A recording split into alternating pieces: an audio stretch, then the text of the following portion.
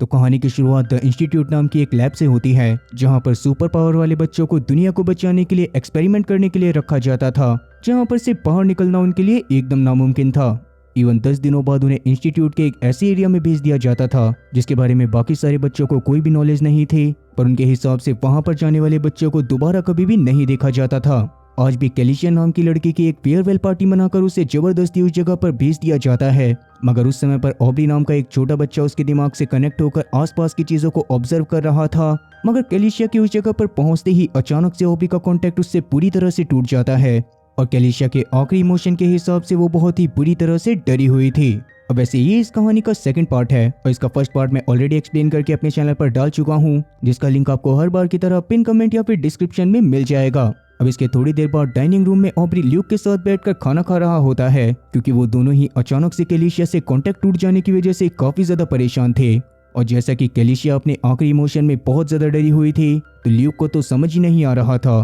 कि आखिरकार उसे कैलिशिया की मदद कैसे करनी चाहिए। खैर अब वो दोनों इस बारे में बात कर ही रहे थे कि तभी अचानक से वहां पर ग्रेटा और साथ ही ग्रेटा नाम की दो ट्विन सिस्टर आती हैं, जिनके पास भी कुछ सुपर नेचुरल पावर्स थी और इसीलिए द इंस्टीट्यूट वाले बाकियों की तरह उन्हें भी यहाँ पर पकड़ लाए थे। लेकिन उन दोनों से किसी के बात करने से पहले ही अचानक से वहां पर हैरी नाम का भी एक बच्चा आ जाता है, जो कि अचानक से इस जगह पर आने की वजह से पूरी तरह से बौखलाया हुआ था। इसीलिए तब उसकी हालत को देखने के बाद ल्यूक और साथ ही ऑब्वी उसको समझाने की कोशिश करते हैं कि उसकी सुपर पावर की वजह से उसे यहाँ पर एक्सपेरिमेंट करने के लिए लाया गया है और उसके ऊपर सारे एक्सपेरिमेंट करने के बाद द इंस्टीट्यूट वाले उसे उसके घर पर वापस से छोड़ देंगे। लेकिन ये बात सुनने के बाद तो हैरी और ज्यादा बौखला जाता है। उसे इन सारी बातों की वजह से इतना ज्यादा गुस्सा आ रहा था कि उसने ऑब्री तक को बहुत ज्यादा उल्टा सीधा बोल दिया था, जो देखकर निक तुरंत ही गुस्से में उसके ऊपर हमला करते हुए उसे ऑब्री से माफी मांगने को बोलता है। लेकिन उसके माफी मांगने से पहले ही हैरी के वजन की वजह से उसको उल्टियां आने लग गई थी, जो देखकर निक ल्यूक और साथ ही ऑब्री की मदद से उसे तुरंत बाहर लेकर जाता है। वहां पर जाने के बाद हैरी का मूड थोड़ा सा शांत होने पर वो सबसे पहले तो ऑब्री से माफी मांगता है, जिसके बाद निक, ल्यूक और साथ ही ऑब्री ने मिलकर उसे इस जगह के बारे में सारी चीजें बता दी थी और उतने में ही स्टेक हाउस वहां पर आकर हैरी को अपने साथ 6B से मिलने के लिए ले गया था। तब उनके जाने के बाद अचानक से ऑब्री ल्यूक के दिमाग को पढ़कर नोटिस करता है कि ल्यूक की पावर पहले से काफी ज्यादा बढ़ गई थी, मगर जानबूझकर ल्यूक उन्हें इंस्टीट्यूट वालों से छुपाने की कोशिश कर रहा था ताकि आगे चलकर वो उसे ग्रेजुएशन एरिया में ना भेज दें। वहीं एनी की मौत की वजह से टिम खुद भी काफी ज्यादा परेशान था, इसीलिए वो एनी के साथ हुई सारी घटना और एनी के बताए गए पहले की सारी चीजों के बारे में एशवर्थ और अपनी पूरी टीम को बताता है। और कहीं ना कहीं उसके हिसाब से एनी की मौत के पीछे एक बहुत ही गहरा राज छुपा हुआ था, मगर एशवर्थ इस बात पर बिल्कुल भी भरोसा नहीं करता और टिम गुस्से में पुलिस स्टेशन से बाहर चला जाता है। तब वेंडी उसके रिएक्शन को देखने के बाद उसके पास जाकर उससे प्यार से बात करती है, क्योंकि कहीं ना कहीं वेंडी को भी टिम की बात पूरी तरह से सच लग रही थी और इसीलिए ही वो रात के समय में टिम को एनी के टेंट में जाकर वहां पर छानबीन करने को बोलती है। खैर अब रात के समय में इंस्टीट्यूट से 6B के निकलने के बाद तुरंत ही स्टेक हाउस हेंड्रिक्स को कॉल करके उसके निकलने के बारे में बताता है, जिसके बारे में जानने के बाद हेंड्रिक्स तुरंत ही ल्यूक के ऊपर एक बहुत ही खतरनाक एक्सपेरिमेंट करने की तैयारी में लग गया था, क्योंकि जल्दी से जल्दी स्टेक हाउस और साथ ही हेंड्रिक्स को ल्यूक की पावर को इनहेंस करके उसे बाहर के किसी अमीर बंदे को बेचना था। तब गार्ड जबरदस्ती ल्यूक को अपने साथ एक्सपेरिमेंट रूम में लेकर आता है, जहां पर हेंड्रिक्स ने उसे एक बॉक्स के अंदर एक चेयर में बांधने के बाद एक इंजेक्शन लगा दिया था, जिसके बाद वो लगातार ल्यूक के दिमाग की रीडिंग लेते हुए उसे कुछ फ्रस्ट्रेटिंग वीडियो दिखा रहा था, जिनको देखकर ल्यूक को बहुत ज्यादा रोना आ रहा होता है। मगर उसकी इस हालत को देखने के बाद भी हेंड्रिक्स उस पर बिल्कुल भी दया नहीं करता। पर एक समय पर ल्यूक की हालत बहुत ज्यादा बिगड़ जाती है और क्योंकि अभी के लिए ल्यूक के दिमाग की सोचने समझने की एनर्जी ही खत्म हो गई थी, इसीलिए मजबूरन हेंड्रिक्स को उसको छोड़ना पड़ता है। दूसरी तरफ टिम भी अभी के लिए एनी के टेंट में छानबीन करने के लिए आया था, जहां पर आने के बाद उस जगह की अच्छे से छानबीन करने पर टिम को वहां पर उसके एरिया से द इंस्टीट्यूट तक जाने का एक मैप मिलता है, जिसको देखने के बाद वो काफी ज्यादा शॉक हो गया था और कहीं ना कहीं अब उसके मन में ये बात भी क्लियर हो गई थी कि पक्का एनी की मौत के पीछे इंस्टीट्यूट वालों का हाथ है। खैर आगे जब इंस्टीट्यूट में ल्यूक अपने रूम में बैठा हुआ अपनी बॉल से खेल रहा था, तभी अचानक से ऑब्री उसके पास आकर उसे कैलिशिया के बारे में बताता है, जिससे जैसे तैसे उसने कॉन्टेक्ट को बना लिया था। तब ल्यूक के हाथ को पकड़ने के बाद वो उसके माइंड को भी कैलिशिया के सामने लेकर चला जाता है, जहाँ पर ल्यूक कैलिशिया को जिंदा देखने के बाद काफी ज्यादा खुश था, मगर कैलिशिया उस जगह पर रहने के बाद बहुत ज्यादा दुखी होती है, क्योंकि ग्रेजुएशन एरिया में उनके ऊपर एक्सपेरिमेंट करने के नाम पर उन्हें बहुत ही अजीब सी मूवीज दिखाई जाती थी, मगर वहां पर मौजूद बहुत ही पुराने बच्चों का दिमागी संतुलन पूरी तरह से खराब हो चुका था। उनमें ही आयरिश भी शामिल होती है, क्योंकि असल में ल्यूक के सामने सबसे पहली बच्ची थी जिसको पिछले पार्ट में ग्रेजुएशन एरिया में भेजा गया था। ये सारी चीजें बताने के बाद कैलिशिया ल्यूक और साथ ही ऑब्री को एक गेट के बारे में भी बताती है, जिसके पीछे से उन्हें लगातार बहुत ही ज्यादा चुभने वाली आवाजें आया करती थी और कभी कभी वो आवाजें बहुत ज्यादा तेज भी हो जाती थी। अभी भी वो आवाजें अचानक से तेज हो जाने की वजह से ऑब्री का कनेक्शन कैलिशिया से पूरी तरह से टूट जाता है, मगर अभी के लिए कैलिशिया के जिंदा होने की वजह से ऑब्री और साथी ल्यूक बहुत ज्यादा खुश थे। खैर अब इसके अगले दिन पर पार्क में खेलते हुए ल्यूक और साथी ऑब्री इस बारे में निक को भी बता देते हैं, जो कि इस बारे में जानने के बाद खुद भी काफी ज्यादा शौक था और वो लोग अभी इस बारे में बातें कर ही रहे थे कि तभी अचानक से वहां पर ल्यूक से मिलने के लिए 6B पहुंच जाती है। असल में 6B को पिछली रात की सीसीटीवी फुटेज को देखकर पता चल गया था कि रात में उसके जाने के बाद स्टैक हाउस और साथ ही हेंड्रिक्स ने ल्यूक के ऊपर उसकी पीठ के पीछे से एक एक्सपेरिमेंट करा था और अभी के लिए वो ल्यूक से इसी बारे में जानने के लिए आई थी। तो वहां पर बारिश होने की वजह से वो सबसे पहले तो वहां पर मौजूद सभी बच्चों को अंदर भेज देती है, पर ल्यूक को वो वहीं पर रोककर सुट्टा पीते हुए उससे पिछली रात के बारे में सब कुछ पूछने लगती है। अब वैसे तो ल्यूक ने भी उसको पिछली रात के बारे में सारी सच्चाई बता दी थी, लेकिन कहीं ना कहीं उसकी बातों की वजह से ल्यूक को ये बात समझ आ जाती है कि हेंड्रिक्स और साथ ही स्टैक हाउस 6B को धोखा दे रहे थे। वहीं दूसरी तरफ टिम ने रात के समय में एनी के टेंट से जो भी सामान इकट्ठा करा था उसको लेकर वो सुबह सुबह वेंडी के पास पहुंच जाता है, जहां पर जाने के बाद उसने वेंडी को द इंस्टीट्यूट का नक्शा भी दिखा दिया था और साथ ही उसे ये बात भी क्लियर कर दी थी कि पक्का केसी ने एनी को उसकी ड्रिंक में कुछ जहरीला मिला कर दिया था और उसी की वजह से उसकी मौत हुई थी। इवन अब जैसा कि एनी ने टिम को ये बात बताई थी कि द इंस्टीट्यूट नाम की जगह पर काफी सारे बच्चों को रखकर उनके ऊपर एक्सपेरिमेंट करे जाते हैं, तो इस बारे में भी वेंडी को बताते हुए आसपास से मिसिंग हुए सारे बच्चों के बारे में पूछता है और तब एनी ने भी उसे काफी सारे बच्चों की मिसिंग रिपोर्ट दिखा दी थी। अब इसके बारे में वो दोनों बातें कर ही रहे थे कि तभी अचानक से उन दोनों के बीच में एक एक्सरसाइज करने वाला मूवमेंट आते आते रुक जाता है और वेंडी वहां पर से ऑफिस में अपने काम को करने के लिए चली जाती है। वहीं इंस्टीट्यूट में हैरी के ऊपर आज पहला एक्सपेरिमेंट होने की वजह से हैरी की हालत बहुत ज्यादा खराब थी और जब टोनी हैरी को उसके कमरे की तरफ लेकर जा रहा होता है तब हालत खराब होने की वजह से उसने रास्ते में उल्टी भी कर दी थी। उस समय पर ल्यूक और साथ ही मॉरिन भी वहां पर मौजूद होते हैं,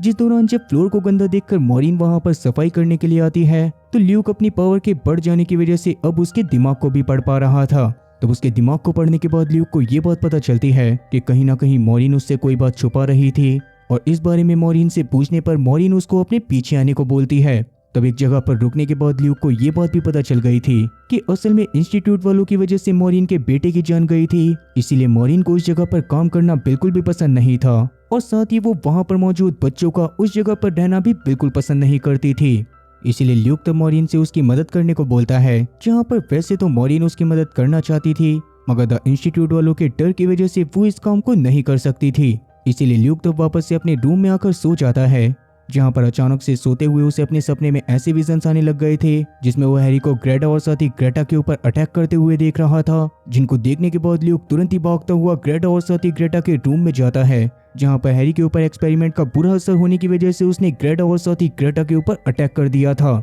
उस दौरान ग्रेटा बहुत ज्यादा घायल हो गई थी, जो देखने के बाद टोनी तुरंत ही वहां पर आकर जैसे तैसे हैरी को पकड़ता है और इसके अगले दिन तक ग्रेटा और साथ ही हैरी तीनों को ही द इंस्टीट्यूट से गायब कर दिया गया था। मगर पिछली रात के इंसिडेंट की वजह से ऑब्री, ल्यूक और साथ ही निक का दिमाग बहुत ज्यादा खराब था, इसीलिए 6B उनके पास आकर उनसे बात करते हुए उन्हें समझाती है कि उन्हें यहाँ पर टेंशन लेने की कोई भी जरूरत नहीं है और आगे से वो इस बात का खास करके ध्यान रखेगी कि यहाँ पर इस तरह के कारनामे बिल्कुल भी ना हो। अब वैसे तो ल्यूक ग्रेटा या फिर ग्रेटा से मिलना चाहता था, मगर 6B उसकी इस डिमांड के लिए साफ मना करते हुए वहां पर से चली जाती है और तब ऑब्री ल्यूक से बात करने के लिए उसको साइड में लेकर जाता है। असल में ऑब्री को ल्यूक के दिमाग को पढ़कर ये बात पता चल गई थी कि ल्यूक अब टेलीपैथी का भी इस्तेमाल कर सकता था, मगर ल्यूक ने अभी उसे इस बारे में किसी को कुछ भी बताने से साफ मना कर दिया था। पर जैसा कि कहीं ना कहीं हेंड्रिक्स ने ल्यूक के ऊपर ऐसे एक्सपेरिमेंट करे ही इसी वजह से थे ताकि उसकी टेलीपैथी की पावर भी पूरी तरह से एक्टिवेट हो जाए, इसीलिए वो ल्यूक को और ज्यादा एक्सपेरिमेंट करने के लिए अपने पास एक रूम में बुला लेता है। तब ल्यूक के वहां पर आने के बाद उसने ल्यूक को एक कांच के कंटेनर में डाल दिया था, जिसके ऑक्सीजन लेवल को साइड में टोनी खड़ा होकर कंट्रोल कर रहा होता है और अभी के लिए ल्यूक को हेंड्रिक्स के दिमाग में चल रही चीजों के बारे में बताना था और अगर वो ऐसा नहीं कर पाता तो टोनी उस कांच के कंटेनर की ऑक्सीजन को कम कर देता। मगर हेंड्रिक्स के बहुत ज्यादा कोशिश करने के बावजूद भी ल्यूक उसको जानबूझकर उसके दिमाग में चल रही चीजों के बारे में कुछ भी नहीं बताता और लगातार उससे झूठ बोलता रहता है, जिसकी वजह से एक समय पर टोनी ने ल्यूक की हालत बहुत ज्यादा खराब कर दी थी, जिस दौरान ल्यूक की मौत तक होने वाली थी। मगर उसके बावजूद भी वो हेंड्रिक्स के सामने ऐसा दिखा रहा था जैसे कि उसे उसके दिमाग में चल रही चीजों के बारे में कुछ भी ना पता हो। इसलिए तब मजबूरन हेंड्रिक्स ने भी उसे छोड़कर वापस से उसके रूम में मॉरिन के साथ भिजवा दिया था, जहां पर ऑब्री के सामने मॉरिन के आने की वजह से ऑब्री एक बार वापस से उसके दिमाग को पड़ता है और इस बार उसको ये बात पता चल जाती है कि असल में कैलिशिया को ग्रेजुएशन रूम में भेजते हुए मॉरिन से ही भिजवाया गया था और उसी जगह की याद पर ध्यान लगाने की वजह से ऑब्री को अब उस जगह की लोकेशन भी पता चल गई थी। तब वो दोनों इसी बारे में बात करते हुए बाहर जाकर उसी बिल्डिंग को देखने लगते हैं जहां पर से लगातार धुआं निकलता रहता था। असल में इंस्टीट्यूट के उस बिल्डिंग के अंदर उन बच्चों को ले जाकर जला दिया जाता था जो कि एक्सपेरिमेंट के दौरान मर जाते थे और साथ ही उस बिल्डिंग की पास की एक जगह पर बच्चों को बेड पर लिटाया गया था जहां पर उनके ऊपर और भी खतरनाक एक्सपेरिमेंट चल रहे थे। खैर वहीं दूसरी तरफ 6B ने हेंड्रिक्स को अपने पास एक बहुत ही सीक्रेट बात करने के लिए बुलाया होता है, जहां पर हेंड्रिक्स के आते ही 6B ने उसके सामने रिवील कर दिया था कि उसे स्टेक हाउस और साथ ही हेंड्रिक्स की गड़बड़ के बारे में पता चल गया है। ये बात जानने के बाद तो हेंड्रिक्स की फट के 4 से 64 हो जाती है, क्योंकि धोखे से भी ये बात अगर 6B उसके बॉस को बता देती तो पक्का वो हेंड्रिक्स और साथ ही स्टेक हाउस दोनों की ही गोभी खोद देते। इसी बात को समझाते हुए 6B हेंड्रिक्स के ऊपर बहुत ज्यादा गुस्सा करती है और बाद में गुस्से में उससे तमीज में काम करने को बोलकर वहां पर से चली जाती है। खैर जैसा कि दूसरी तरफ टिम अभी किसी भी हालत में एनी की मौत के बारे में और साथ ही द इंस्टीट्यूट की सच्चाई के बारे में पता करना चाहता था, इसीलिए वो एनी के टेंट में मिले मैप को लेकर सीधा इंस्टीट्यूट की लोकेशन की तरफ जाने लगता है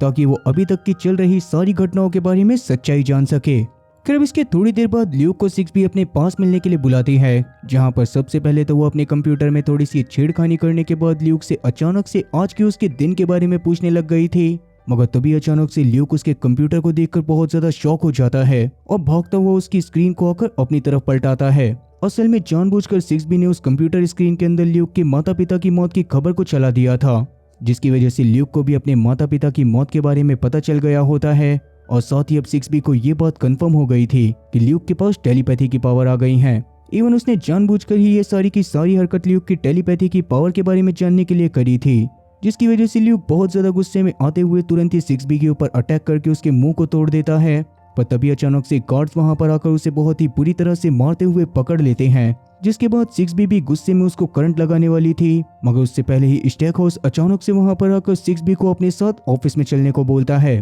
तब 6B के वहां पर जाने के बाद उससे ये बात पता चलती है कि असल में इंस्टीट्यूट के मेन डोर के पास एक बंदा आकर उस जगह के बारे में पूछताछ करने की कोशिश कर रहा था और बंदा असल में कोई और नहीं बल्कि टिम ही होता है। तब बाहर मौजूद गार्ड्स वैसे तो उससे झूठ बोलते हुए उसको ये बताते हैं कि असल में उस बिल्डिंग के अंदर बहुत ज्यादा खतरनाक वायरस के ऊपर एक्सपेरिमेंट होते हैं और इसीलिए उस जगह पर किसी का भी जाना बिल्कुल भी अलाउड नहीं था। पर जैसा कि 6B और साथ ही स्टेक हाउस के हिसाब से टिम कोई पुलिस वाला या फिर कोई ऐसा बंदा भी हो सकता था जिसको उनके बॉस ने इस वजह से भेजा हो ताकि वो उस जगह की सिक्योरिटी को अच्छे से चेक कर सके। इसीलिए यही सब सोचते हुए स्टेक हाउस टिम के ऊपर ज्यादा से ज्यादा नजर रखने का डिसाइड करता है और वहां पर से बाहर की तरफ चला जाता है। फिलिप जैसे कि ल्यूक को उसके माता पिता की मौत के बारे में पता चल गया था, इसीलिए वो बहुत ज्यादा परेशान होकर गार्डन में बैठा होता है, जहां पर उसकी हालत को देखने के बाद सभी बच्चे आकर उसको संभालने लगते हैं। पर अपने माता पिता की मौत की वजह से ल्यूक इतना ज्यादा टूट गया था कि वो पूरी तरह से उम्मीद खोकर इस जगह पर से बाहर ना निकलने का फैसला करता है,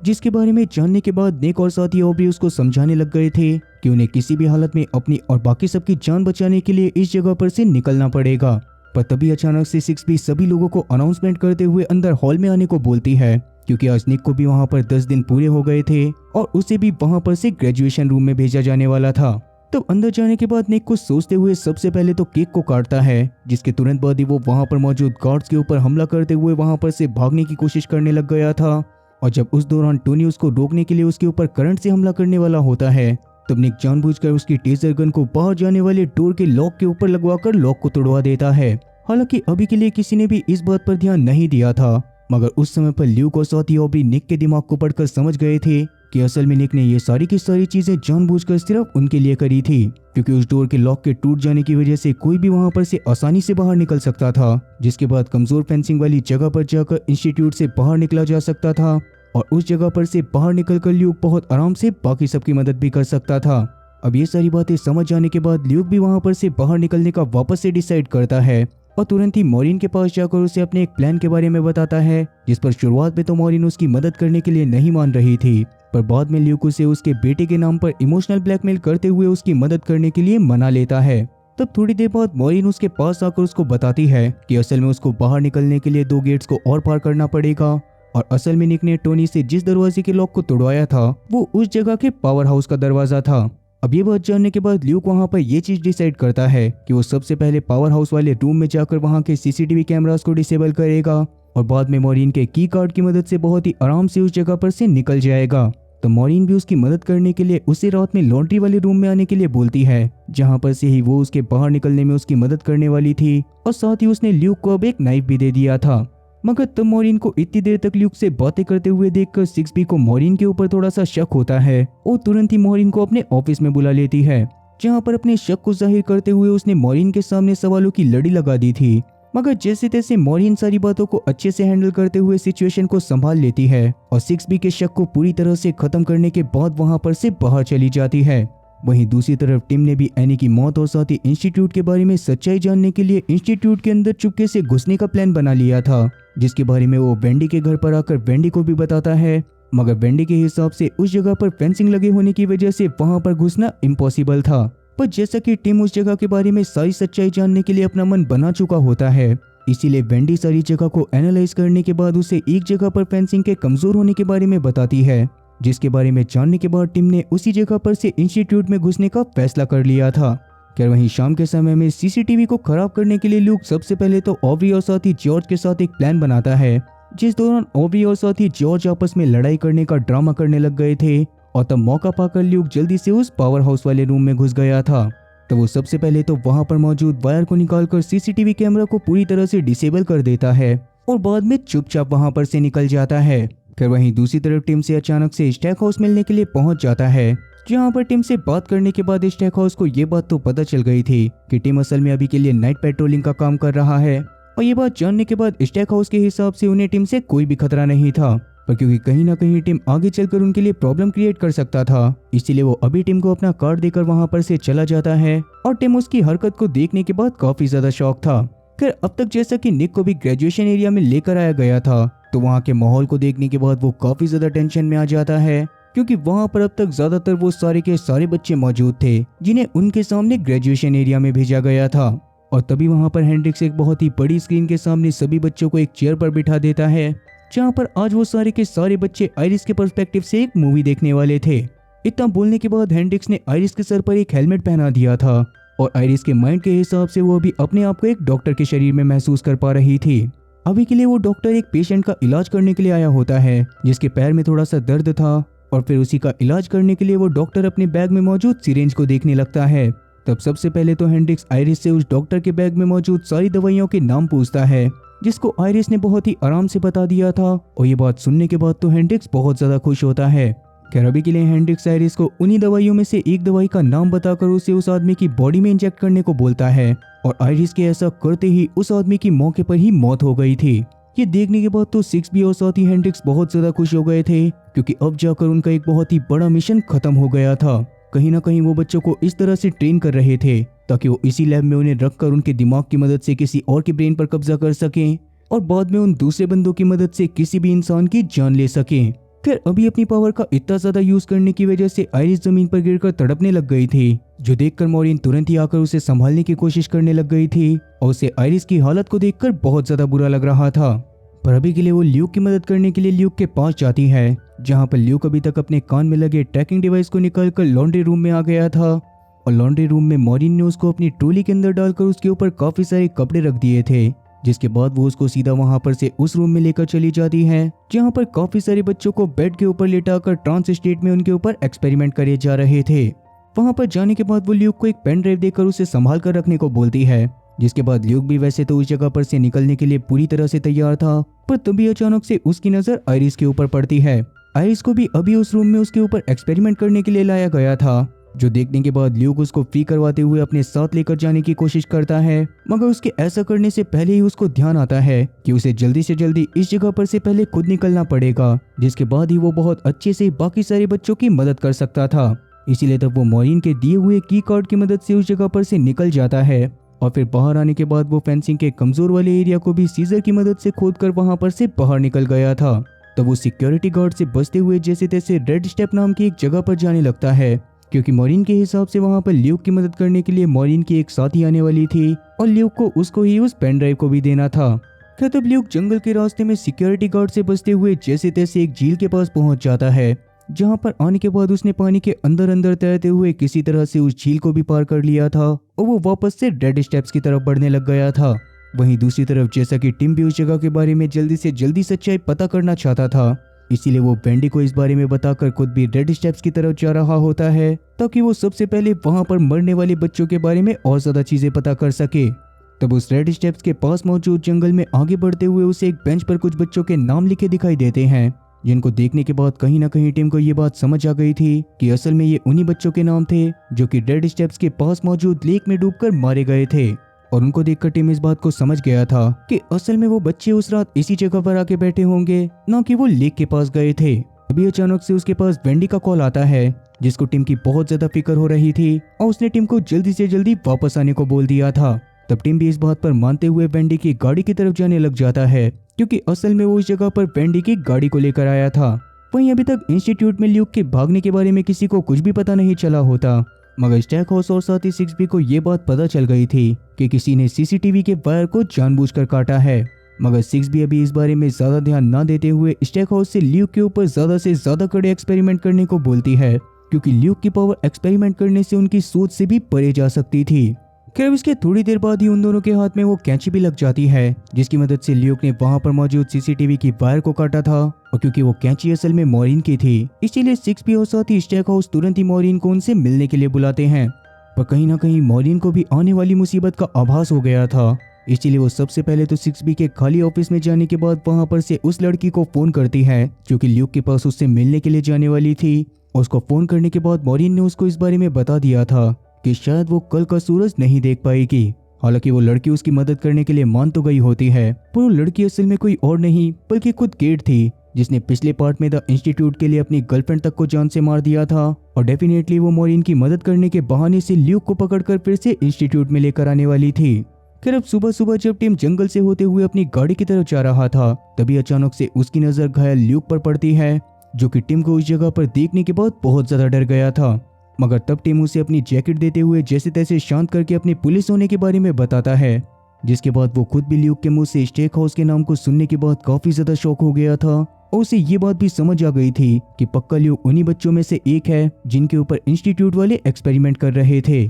इसीलिए उस समय पर वैसे तो टिम ल्यूक को अपने साथ पुलिस स्टेशन में लेकर जाना चाहता था, मगर तब ल्यूक उसको बताता है कि सबसे पहले उसे रेड स्टेप्स के पास जाकर एक औरत से मिलकर उसे पेन ड्राइव देनी है, जिसके बाद ही वो टिम को सारी सच्चाई बताने के बाद उसके साथ पुलिस स्टेशन जाने वाला था। इधर इंस्टीट्यूट वालों के डर की वजह से मॉरिन ने खुद को ही खत्म कर लिया था, जिसके बारे में पता चलने के बाद स्टैक हाउस और साथ ही 6B के भी पूरी तरह से होश उड़ गए थे। और उन्हें ये बात भी समझ आ गई थी कि पक्का मॉरिन ने कुछ ना कुछ तो बहुत ही बड़ी गड़बड़ करी होगी। इसीलिए तब 6B जल्दी से जल्दी सभी बच्चों के कमरे में जाकर उनको चेक करने लगती है, जहां पर वैसे तो सारे के सारे बच्चे अपने रूम में ही मौजूद थे, मगर ल्यूक के रूम को देखने के बाद तो उनके चेहरे की हवाइयां उड़ जाती हैं, क्योंकि अब उन्हें ल्यूक के इंस्टीट्यूट से बाहर निकलने के बारे में पता चल गया था। खैर वहीं जंगल में आगे बढ़ते हुए अभी तक ल्यूक ने टिम को अपने और साथ ही इंस्टीट्यूट में मौजूद सभी बच्चों के बारे में सारी सच्चाई बता दी थी, जिसके बारे में सुनने के बाद पहले तो टिम को उन बच्चों के अंदर सुपर पावर होने के बारे में बिल्कुल भी भरोसा नहीं हो रहा था, मगर बाद में वो ल्यूक की बातों पर पूरी तरह से भरोसा कर लेता है। फिर इसके बाद जब ल्यूक उसे अपने मम्मी पापा की डेथ के बारे में बताता है, तो उसके बारे में सुनने के बाद टिम को ल्यूक के लिए बहुत ज्यादा बुरा लग रहा था, इसीलिए वो गले लगाते हुए उसको शांत भी करवाता है। खैर अभी तक इंस्टीट्यूट में ल्यूक के भागने की वजह से 6B और साथ ही स्टैक हाउस बहुत ज्यादा परेशान थे, और उन्हें ये बात समझ में नहीं आ रही थी कि वो अपने मालिक को इस बारे में क्या जवाब देंगे। इसलिए तब वो कुछ समय तक इस बात को दबा कर ही रखने का डिसाइड करते हैं, ताकि वो जल्दी से जल्दी ल्यूक को वापस से पकड़कर इंस्टीट्यूट में लेकर आ सकें। और तब स्टैक हाउस भी तुरंत ही अपनी एक टीम को इस काम पर लगा देता है। खैर वहीं अभी तक ल्यूक और साथ ही टीम चलते चलते रेड स्टेप के पास वाली लेक पर आ गए थे, जहां पर उन्हें केट खड़ी हुई दिखाई देती है, जो कि ल्यूक से पहले तो प्यार से बात करते हुए अपने पास आने को कह रही थी। मगर ल्यूक तब उसके दिमाग को पढ़कर इस बात को जान गया था कि केट अभी के लिए टीम को जान से मारने के बाद ल्यूक को अपने साथ वापस से इंस्टीट्यूट में लेकर जाने के लिए सोच रही थी, इसीलिए अब उसने इस बारे में टिम को भी बता दिया था। तो केट तुरंत ही अपनी गन को निकालकर उन दोनों को गन पॉइंट पर ले लेती है, मगर किस्मत से उनके पास मौजूद पेड़ से कुछ पत्ते गिरने की वजह से उसका ध्यान भटक जाता है, और टिम तुरंत ही उसके ऊपर अटैक करते हुए उसको पास की झील में धक्का दे देता है। उस दौरान झील में गिरते समय केट एक पत्थर से भी टकरा गई थी, जिसके बाद नीचे गिरने की वजह से उसकी मौके पर ही मौत हो जाती है। और टिम तब ल्यूक की जान बचाने के लिए उसे तुरंत ही अपने साथ अपने चीफ के पास लेकर जाने लगता है। खैर इसके थोड़ी देर बाद जंगल में आने पर 6B और उसके साथियों को केट की लाश भी मिल गई थी, जिसको देखने के बाद वो बहुत ज़्यादा परेशान होकर इस बारे में स्टेक हाउस को इन्फॉर्म कर देती है और स्टेक हाउस तुरंत ही इसके बाद शहर में मौजूद अपने कुछ और साथियों को एक्टिव कर देता है ताकि वो ल्यूक के दिखाई देने पर इस बारे में स्टेक हाउस को इन्फॉर्म कर सके। खैर अब इसके बाद स्टेक हाउस ने हेंड्रिक्स के पास जाकर उसे इन सारी चीज़ों के बारे में सब कुछ बता दिया था, जिसके बारे में जानने के बाद हेंड्रिक्स खुद भी काफ़ी ज़्यादा डरने लगता है। मगर स्टेक हाउस अभी के लिए उसे उसका और साथी 6B का साथ देने को कहता है। वहीं अब थोड़ी देर बाद टिम ल्यूक को लेकर अपने साथ पुलिस स्टेशन में पहुंच गया था, जहां पर आने के बाद उसने तुरंत ही अपने चीफ एशवर्थ को ल्यूक की सिचुएशन के बारे में सारी चीज़ें बताना चालू कर दिया था, जिस पर शुरुआत में तो एशवर्थ को बिल्कुल भी भरोसा नहीं होता। मगर अभी के लिए ल्यूक सारी चीज़ें प्रूव करने के लिए उसे अपने पास मौजूद मॉरिन की पेन ड्राइव देता है।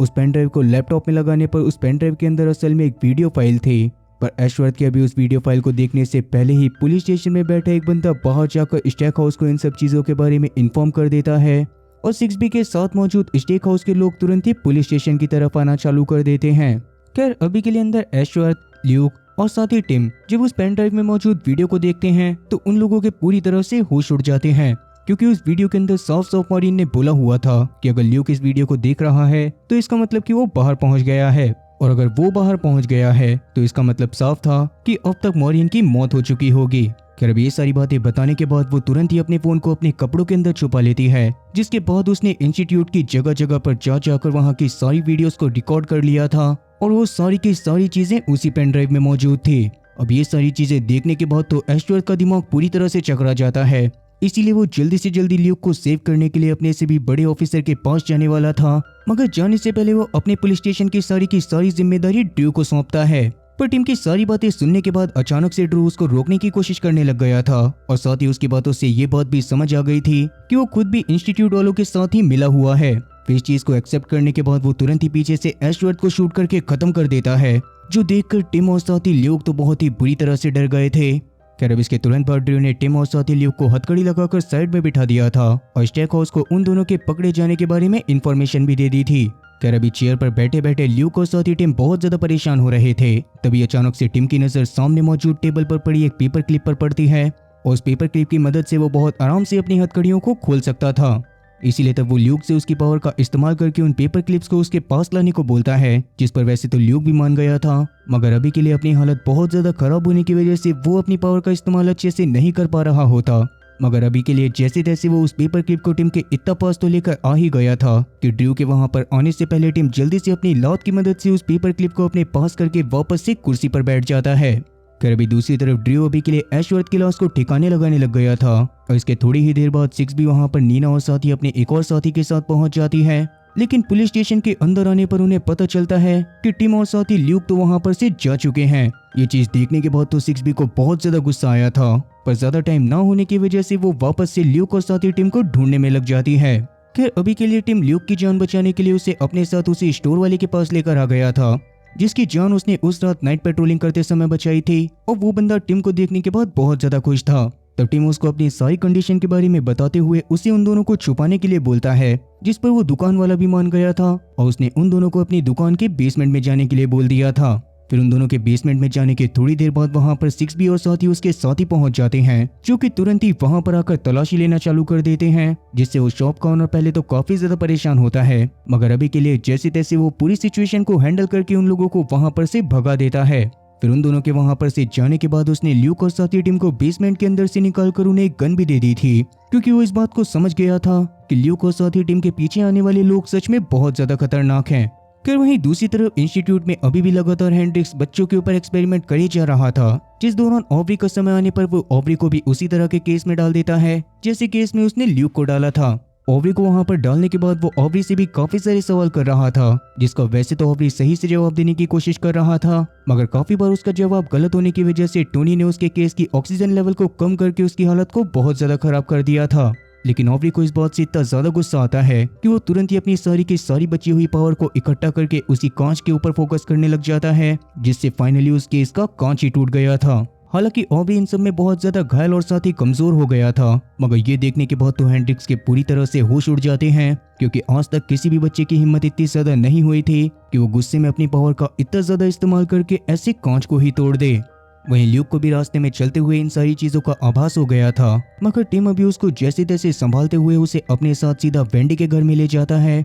जहां पर जाने के बाद उसने वेंडी को भी सारी चीजें बता दी थी। अब सारी चीजों की सच्चाई जानने के बाद तो वेंडी का दिमाग भी पूरी तरह से चकराने लग जाता है, पर जैसा कि दूसरी तरफ ड्रू को भी इस बारे में पूरा अंदाजा था कि पक्का टिम ल्यूक को लेकर वेंडी के घर पर ही गया होगा, इसीलिए वो बस थोड़ी ही देर में 6B के साथ सीधा वेंडी के घर पर पहुंच जाता है। तब उसकी आवाज सुनने के बाद वेंडी सबसे पहले तो टिम और साथी ल्यूक को अपने ही रूम में मौजूद एक छोटे से रूम में छुपा देती है, जिसके बाद उसने ड्रू के लिए दरवाजा खोल दिया था, पर उसके साथ मौजूद 6B भी तुरंत ही घर के अंदर आ गई थी। तब शुरुआत में तो ड्रू वेंडी से बातें करते हुए उससे झूठ बोलता है कि टिम असल में गुस्से में ऐश्वर्य को जान से मारने के बाद उसके घर की तरफ आ गया था और इसीलिए ड्रू उसको यहाँ पर ढूंढने के लिए आया है। पर जैसा कि वेंडी को सारी चीजों के बारे में पहले से पता था, इसीलिए वो ड्रू की बातों में नहीं आती और कहीं ना कहीं ड्रू को भी ये सारी की सारी बातें समझ में आ जाती हैं। इसीलिए तब वो जबरदस्ती वेंडी के घर की तलाशी लेने लग जाता है, जिस दौरान उसने छोटे से रूम को भी खोल दिया था, मगर उस समय पर टिम तुरंत ही उसे गन पॉइंट पर ले लेता है। ये देखने के बाद तो ड्रू की फट के 4 से 64 हो गई थी और अभी टिम उसको कंट्रोल करने की कोशिश कर ही रहा था कि उतने में ही ड्रू मौका पाकर जल्दी से वेंडी को पकड़ते हुए उसको गन पॉइंट पर ले लेता है। अब ये देखने के बाद तो टिम सच में बहुत ज्यादा डर गया था, जिस दौरान ड्रू गुस्से में टिम के कंधे के ऊपर शूट भी कर देता है और टिम भी तब गुस्से में तुरंत ही उसको शूट कर खत्म कर देता है। कहता वेंडी तो सबसे पहले टिम का इलाज करने में लग गई थी और साथ साथ टिम 6B से पूछताछ करते हुए उस जगह के बारे में सारी चीजें जानने की भी कोशिश कर रहा था, मगर 6B के हिसाब से वो सच में वहां पर मौजूद सभी बच्चों की मदद से पूरी दुनिया को बचाने की कोशिश कर रहे थे। ना तो उन बच्चों से उन्हें एक पैसे का भी फायदा हो रहा था और ना ही बच्चों के दम पर वो आगे चलकर राजनीति में उतरने वाले थे। असल में जैसा कि ल्यूक को कुछ चीजों के बारे में पहले से इंट्यूशन आ जाते थे, उसी तरह से कुछ लोगों के पास और भी खतरनाक पावर थी, जिसमें वो पूरे के पूरे फ्यूचर को ही देख सकते थे। इसीलिए ऐसे ही लोगों की मदद से 6B और उसके साथियों ने कुछ ऐसी चीजों का डेटा बनाया था जिससे आगे चलकर दुनिया पूरी तरह से बर्बाद हो सकती थी, और इसी वजह से वो इस तरह की पावर वाले बच्चों को पकड़कर ऐसे ही लोगों को मरवाने का काम करा करते थे जो कि आगे चलकर दुनिया के विनाश का कारण बन सकते हैं। तब जाकर 6B उस प्लेन क्रैश वाले बंदे के बारे में भी रिवील करती है कि असल में वो बंदा एक सेनेटर था जो कि आगे चलकर मिनिस्ट्री ऑफ डिफेंस बन सकता था, पर पक्का इतना बड़ा पद हाथ में आ जाने की वजह से वो पूरी तरह से बौखला जाता, जिसके बाद वो पक्का 2 देशों के बीच में बहुत ही खतरनाक लड़ाई करवा देता, जिसमें आगे चलकर पूरी दुनिया इन्वॉल्व हो जाती। 6B और उसके साथी ऐसे ही लोगों को ढूंढ कर उन्हें जान से मारने का काम करा करते थे और उन्हीं बच्चों की पावर की मदद से किसी को भी उनके बारे में कुछ भी पता नहीं चलता था। अब टिम ल्यूक और साथी वेंडी इन सारी बातों को जानने के बाद बहुत ज्यादा शौक होते हैं और ल्यूक के 6B के दिमाग को पढ़ने पर उसे ये बात पता चल जाती है कि 6B सच में पूरी तरह से सच बोल रही थी। उन्होंने लगभग 500 बार से भी ज्यादा दुनिया को बड़े बड़े इवेंट से बचाया था, पर इसकी वजह से उसे खुद भी बहुत ज्यादा फायदा होता था और वो उन बच्चों के मानसिक संतुलन के बारे में बिल्कुल भी नहीं सोचा करती थी। इसी वजह से उन तीनों को ही 6B के ऊपर बहुत ज्यादा गुस्सा रहा होता है। पर अभी के लिए जैसा कि टिम इस बात को जानता था कि आगे चलकर 6B के और भी लोग यहाँ पर आ सकते हैं, इसीलिए वो ल्यूक, वेंडी और साथी 6B तीनों को ही अपने साथ किसी सेफ लोकेशन की तरफ लेकर जाने का डिसाइड कर लेता है। वहीं दूसरी तरफ अब तक स्टेक हाउस को हेंड्रिक्स से ऑब्री की सारी सिचुएशन के बारे में पता चल गया था, जिसके बारे में जानने के बाद उसे ये बात तो समझ आ जाती है कि ऑब्री सच में बहुत ज्यादा ताकतवर है और आगे चलकर उन्हें उससे बहुत ज्यादा फायदा हो सकता है। इसीलिए तब वो जल्दी से जल्दी उसे ग्रेजुएशन रूम में भेजने के लिए बोलता है, जिसके थोड़ी ही देर बाद ऑब्री को ग्रेजुएशन रूम में भेज भी दिया गया था, जहाँ पर ऑब्री जाकर तुरंत ही कैलिशिया और साथ ही निक से भी मिल लेता है। पर उन लोगों की हालत बहुत ज्यादा खराब थी और उनकी हालत को देखने के बाद साफ समझ आ रहा था कि उन लोगों को वहां पर सोने के लिए बिल्कुल भी नहीं मिलता। उनके अलावा भी वहां पर मौजूद सारे के सारे बच्चों की आंखों के नीचे काले गड्ढे पड़े हुए थे, जिसे देखकर कोई भी बता सकता था कि उन लोगों की माइंड के ऊपर कितना ज्यादा प्रेशर है। रवि के लिए कैलिशिया और साथी निक से बातें करते हुए ऑब्री उन्हें ल्यूक के भागने के बारे में बता देता है, जिसके बारे में जानने के बाद निक और साथी कैलिशिया को थोड़ी तो उम्मीद थी कि शायद ल्यूक उनकी जान को जल्दी ही वहां पर आकर बचा लेगा। इवन अभी के लिए ऑब्री के पास अपनी जान बचाने का एक और प्लान था, जिसके लिए वो बाकी सबको थोड़ा सा वेट करने के लिए बोलता है। और इसके थोड़ी देर बाद जब हेंड्रिक्स वापस से सभी बच्चों को अपने साथ एक्सपेरिमेंट करने के लिए उस बड़ी सी स्क्रीन के पास लेकर जाता है, तो उस समय पर ऑब्री के प्लान के अकॉर्डिंग हेंड्रिक्स ने खुद ही ऑब्री को चुन लिया था। आज सारे के सारे बच्चे ऑब्री के पर्सपेक्टिव से वीडियो को देखने वाले थे, जिस दौरान ऑब्री ने किसी तरह से ल्यूक से कांटेक्ट करके उसे भी सारी चीजें दिखाना चालू कर दिया था। और साथ ही वो अभी के लिए अपने आप को किसी आदमी के दिमाग के अंदर महसूस कर रहा था, जो कि रोड पर गाड़ी चला रहा होता है। अब वैसे तो अभी के टाइम पर हेंड्रिक्स के प्लान के अकॉर्डिंग उसे उस गाड़ी का एक्सीडेंट करवाना था, मगर ऑब्री अभी के लिए ऐसा ना कर सभी बच्चों को उसका हाथ पकड़ने का मैसेज देता है। और जैसे ही वो सारे के सारे बच्चे उसका हाथ पकड़ते हैं तो ऑब्री खुद ही उन लोगों को उनके दिमाग पर कंसंट्रेट करने को बोलते हुए उनकी पावर का इस्तेमाल करने लगता है। इसका मतलब कि अपनी पावर का साथ में इस्तेमाल करने की वजह से उन लोगों के पास अभी के लिए कोई भी नहीं आ पा रहा था। इवन वो लोग अपनी पावर का और भी बेहतर तरीके से इस्तेमाल कर पा रहे थे, जो देखकर हेंड्रिक्स तुरंत ही टोनी को उन लोगों को रोकने के लिए बोलता है। मगर टोनी जैसे ही उन लोगों के पास जाकर उन पर टेजर मशीन से अटैक करने की कोशिश करता है